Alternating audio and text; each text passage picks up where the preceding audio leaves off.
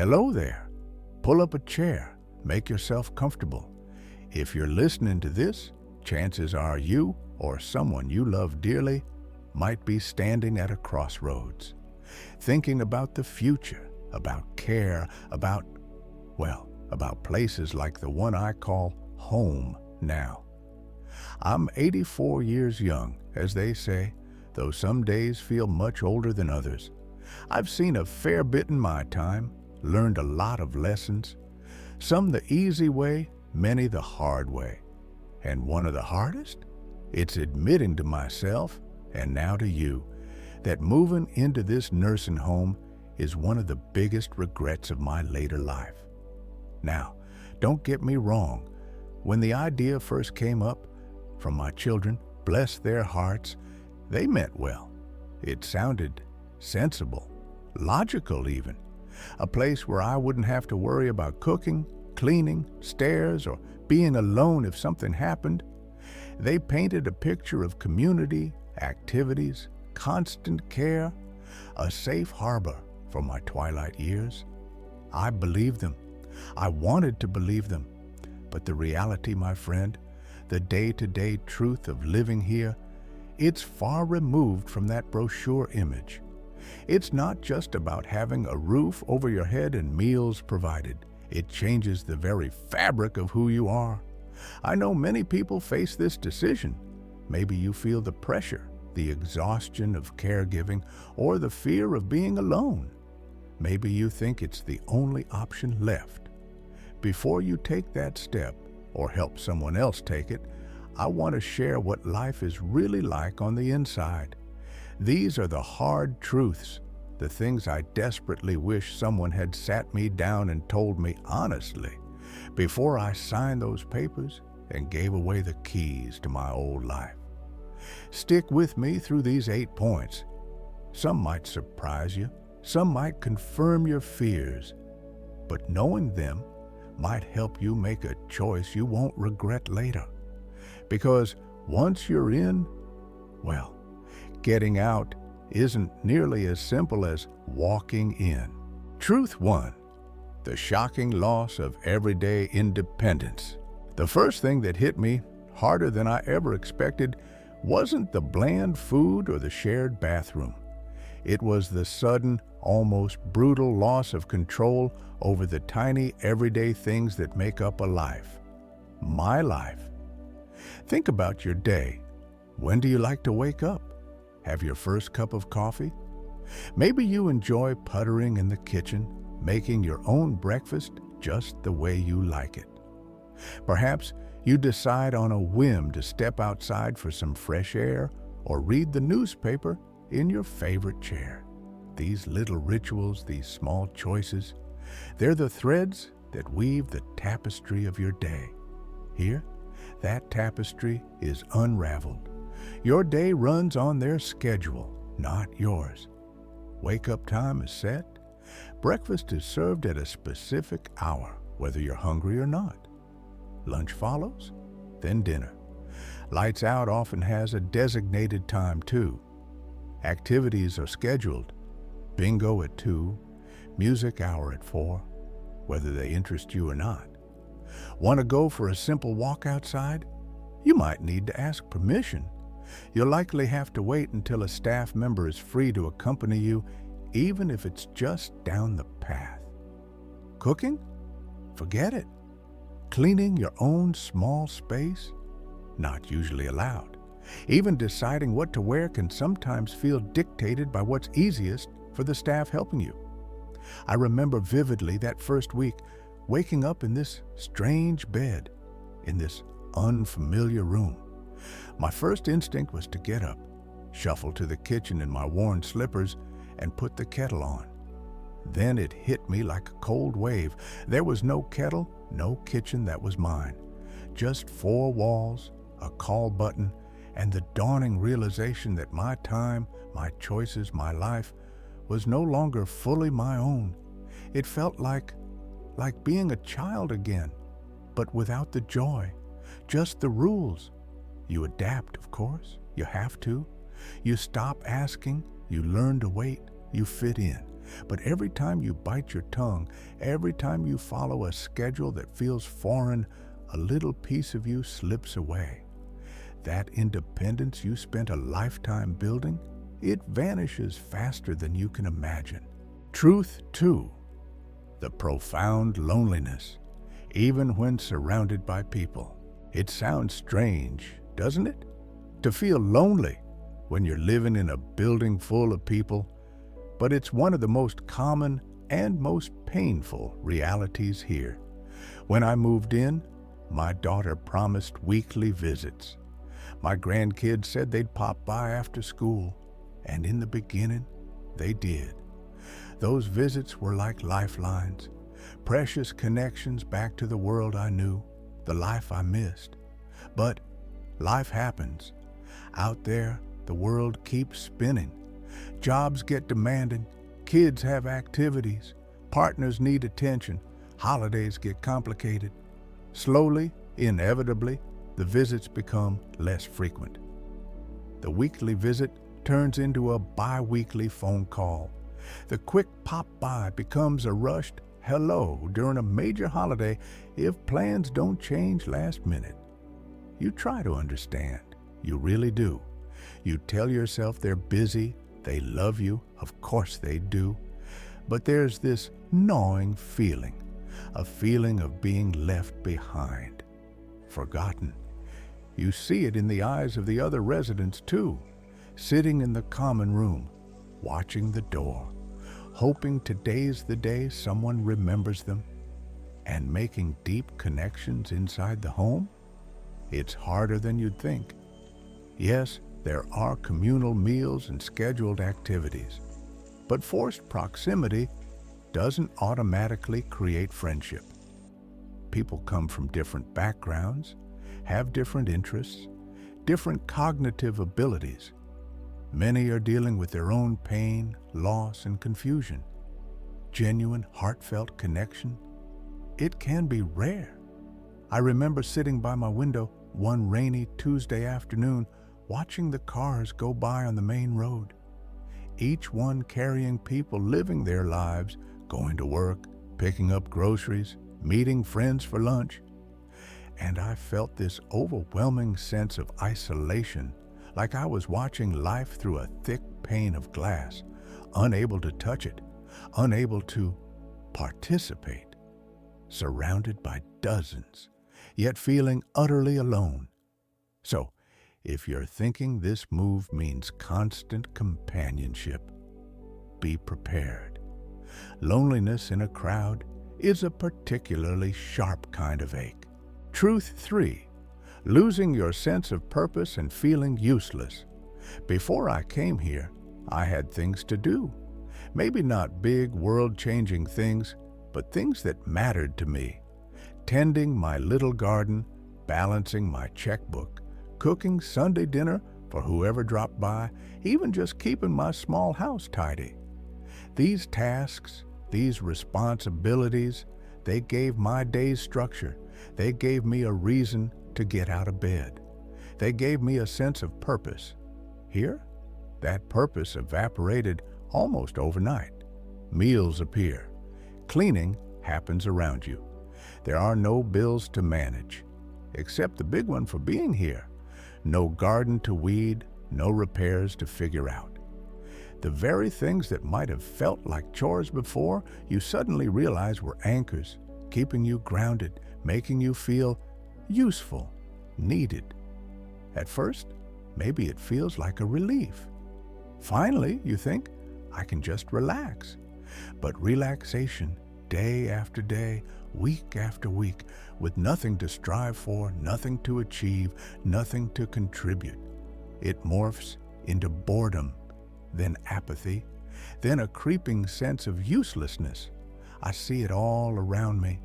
Talented people, people who built businesses, raised families, had fascinating hobbies, now spending hours just sitting, staring into space, waiting for the next meal, the next medication round, the next scheduled activity that often feels more like a time filler than genuine engagement. There was a gentleman here, Arthur, used to be an accountant, sharp as a tack. At home, he volunteered doing taxes for seniors. Here, there was nothing for that sharp mind to do. He tried reading, but his eyes grew tired. He tried joining activities, but they felt simplistic. I watched him slowly fade. The spark in his eyes dimmed. "I feel like my brain is turning to mush," he told me once quietly. "There's nothing for it to do anymore." It's a terrible feeling, to feel like you're just waiting. Your skills, your experience, your lifetime of knowledge, suddenly irrelevant. Life loses its flavor when you no longer feel like you have a role to play in it. Truth 4. The loss of privacy. Your space is never truly yours. This one is difficult to talk about because it touches on dignity, something you don't realize how much you value until it starts slipping away. Privacy. At home, you had your sanctuary. Your bedroom door could be closed. You could have a quiet moment to yourself, read a letter, make a private phone call, just be without feeling observed. In a nursing home, privacy becomes a fragile, often non-existent commodity. Many rooms are shared. Imagine sharing your most personal space, sleeping, dressing, moments of vulnerability, with a complete stranger, someone you didn't choose, whose habits might clash entirely with yours. Maybe they snore like a freight train, or keep the TV on all night, or have visitors at times you crave quiet. Even if you're lucky enough to get a private room, it's still not truly private. Staff come in and out constantly, for medications, for checks, for cleaning, sometimes just because it's routine. There's often a knock, but sometimes it's followed immediately by the door opening, whether you've answered or not. Getting dressed, using the toilet, taking a shower, tasks you've managed yourself for 80 years might now require assistance. And while the staff are usually professional, it's still exposing, vulnerable. I remember feeling mortified the first time I needed help in the bathroom. Not because the aide wasn't kind, she was wonderful, but because it felt like such a profound loss of personal dignity. Something so basic, now needing an audience. Your belongings too. Your room might be the only space that's yours, but you have limited control. Staff need access. Sometimes things get moved during cleaning or misplaced. There's a subtle but constant feeling of not being fully in control of your own environment, your own things. It chips away at you. That feeling of being constantly observed, of needing permission or assistance for basic bodily functions, of having your personal space routinely entered. It diminishes your sense of self. You start to feel less like an individual and more like, well, like a patient, a task on someone else's checklist. We're halfway through these hard truths now. Is any of this resonating with you? Maybe you've seen glimpses of this with a loved one, or perhaps these are the very fears holding you back. Let me know in the comments below. Just type "I'm listening" or share a brief thought if you feel comfortable. It helps me know you're here, and it helps others feel less alone in considering these difficult issues. And if you're finding this valuable, please consider clicking that subscribe button and the little bell icon. I plan to share more insights from this side of the fence, hoping to help others navigate these challenging later life decisions. Your support truly means a lot. Okay, let's continue. Truth 5. Unexpectedly rapid physical and mental decline. This was a shocker for me, and I see it happening to so many others here. You move into a nursing home often because of some physical limitations. thinking the environment will help you maintain or even improve. But paradoxically, it often seems to accelerate the decline. Why? Because everything is designed for ease and assistance. At home, even simple tasks kept me moving. Walking to the kitchen, reaching for things in cupboards, making the bed, going up and down a few stairs. Those small movements add up. They keep your muscles engaged, your joints lubricated, your mind working to navigate your space. Here, meals are brought to you. You sit more. You don't have to walk down the hall if you don't feel like it. You can use the call button. Need something? Someone will likely get it for you. While it sounds helpful, it creates an environment where movement is discouraged, or at least not necessary.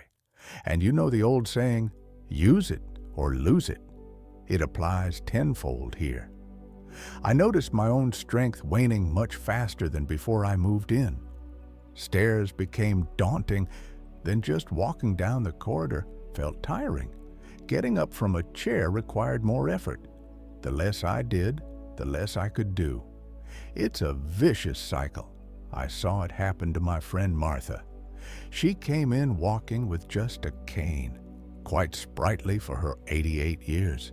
She loved her independence, but the routine, the lack of necessity to push herself, within 6 months, she was primarily using a walker. A year later, it was a wheelchair. "I don't know how it happened so fast, dear," she'd sigh. "I just got weaker." It's not just physical either. The lack of stimulation, the routine, the loss of problem-solving opportunities from daily life, it can dull the mind too. Memory seems to slip faster for some. Conversations become more repetitive. The world shrinks, and sometimes the mind seems to shrink along with it.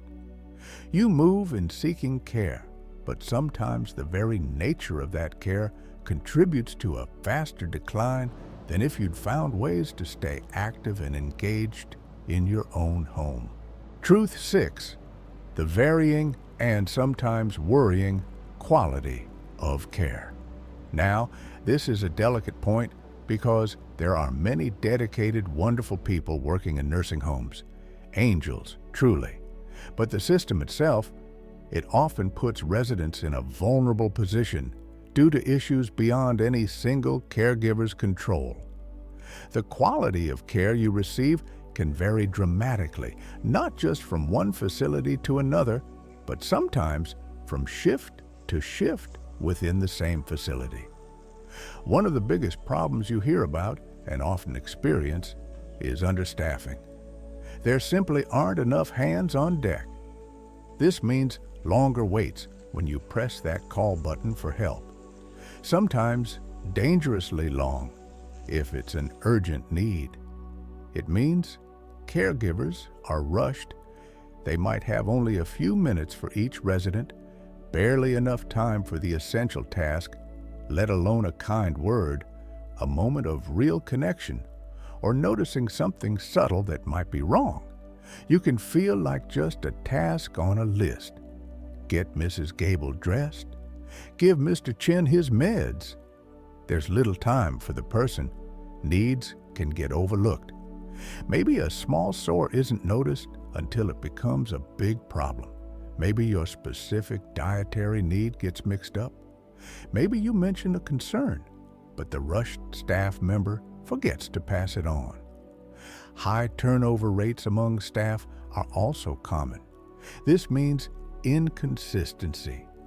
Just when you get comfortable with one aide who understands your preferences, they leave, and you have to start all over with someone new, explaining your needs again and again. This lack of continuity can be stressful and lead to errors or anxiety. While outright neglect or abuse is what makes headlines, it's often the slow drip of overlooked needs, rushed interactions, and inconsistent attention that wears you down and impacts your well-being. You're paying a significant amount of money, entrusting your care, And yet sometimes you feel ignored, unheard, or like a burden. It's a hard reality when you're completely dependent on the system. Truth number 7, the difficulty of leaving. This might be the most important truth I share with you today. When I moved in, I harbored this little fantasy. If I don't like it, I can always leave, go back home, or find somewhere else. My family might have even said things like, "Try it out, Mom, see how it goes." But leaving? Oh, my friend, it's rarely that simple. For most people, moving into a nursing home becomes a one-way street. Why? Several reasons pile up, creating walls that are hard to climb back over. First, as I mentioned, your physical condition often declines after moving in. The very independence you'd need to live on your own again might have eroded during your stay. You might now genuinely need the level of care you didn't require when you first arrived. Second, what happens to your previous home? Often, to afford the hefty nursing home fees, the house is sold, or it sits empty, falling into disrepair, or gets rented out. The physical place you could return to might simply not exist anymore. Your belongings might have been sold, given away, or put into storage you can no longer access easily. Third, there's family reluctance. Even if you feel ready to try living independently again, your family, now accustomed to you being in a safe place, might resist. They worry. "Are you sure, Mom? What if you fall? We feel better knowing you have help right there." Their concerns, often born of love, can become another barrier. And fourth, the financial aspect we'll touch on next plays a huge role. Your savings might be depleted, limiting your options for alternative care or modifying a home to make it safe again. You become institutionalized in a way. You adapt to the routines, the dependency. The thought of managing everything on your own again can start to feel overwhelming, even frightening. The longer you stay, the more the outside world feels distant, and the harder it is to imagine re-entering it. That temporary trial slowly, almost imperceptibly, becomes permanent. Truth 8, the financial strain and hidden costs. Let's talk about money, because moving into a nursing home isn't just an emotional and physical change, it's a massive financial undertaking. And the cost, and the way it drains your resources, is a hard truth many families don't fully grasp until they're in the thick of it. Nursing home care is incredibly expensive. We're talking thousands, often tens of thousands of dollars per month. Unless you have very generous long-term care insurance, which many don't, this cost typically falls on your savings, your assets, maybe your retirement income. You watch your life savings, carefully accumulated over decades, dwindle at an alarming rate. This creates immense stress, not just for you, but for your family. The nest egg you hope to leave behind or use for other dreams evaporates into monthly facility fees. And sometimes there are hidden costs too. Things not covered in the basic fee. Maybe extra personal supplies, certain therapies, hairdresser appointments, specialized activities. It all adds up. This financial drain has profound consequences. It's often the primary reason why leaving becomes impossible. You simply can't afford any other option once your funds are depleted. It can create tension within families about inheritance or financial responsibility. And for the resident, there's often a heavy feeling of guilt or being a burden, watching your resources disappear to pay for a life you might not even be happy with. Before you consider a nursing home, you must have a brutally honest conversation about the long-term financial implications. Understand exactly what's covered, what's not, and how long your resources can realistically sustain these costs. Because the financial pressure adds another heavy layer to an already challenging situation. So, there you have it. 8 hard truths from someone living it. Losing your independence, the deep loneliness, the fading sense of purpose, the lack of privacy, the faster decline, the gamble on care quality, the difficulty of ever leaving, and the crushing financial weight. Looking back, I don't regret getting older. That's a privilege denied to many. But I deeply regret not fighting harder to find alternatives. I regret believing this was the only path, the best path, without truly understanding the trade-offs. I walked in hoping for comfort and safety, and while I have those in some measure, I lost so much of myself in the process. Does this mean every nursing home is terrible, or that nobody should ever consider one? No, of course not. For some individuals with very complex medical needs, it might be the necessary choice. But I implore you, if you have any other viable options, explore them with everything you've got. Look into in-home care, assisted living modifications, community support programs, moving in with family if that's feasible. Fight for your independence, for your home, for your routines, for your life as you know it, for as long as humanly possible. Don't make this decision lightly. Don't make it just because it seems like the easiest solution for everyone else. Ask the hard questions. Visit facilities unannounced. Talk to residents privately. Understand the contract inside and out. And most importantly, listen to your own heart or the heart of your loved one. The life you have now, the small freedoms, the connection to your world, your sense of self, it's precious beyond measure. Hold on to it fiercely. Thank you for spending this time with me, for listening to an old woman's reflections. It means more than you know. I'd genuinely love to hear your thoughts. What's one thing from this video that stood out to you? Or perhaps one takeaway you'll carry forward? Please share it in the comments below. Reading your perspectives helps me, and it helps build a community of understanding around these vital issues. If this conversation was helpful, please give the video a like. Share it with anyone who might be facing this decision, and subscribe for more honest conversations about navigating later life. Take care of yourselves and cherish every independent moment you have. Goodbye for now.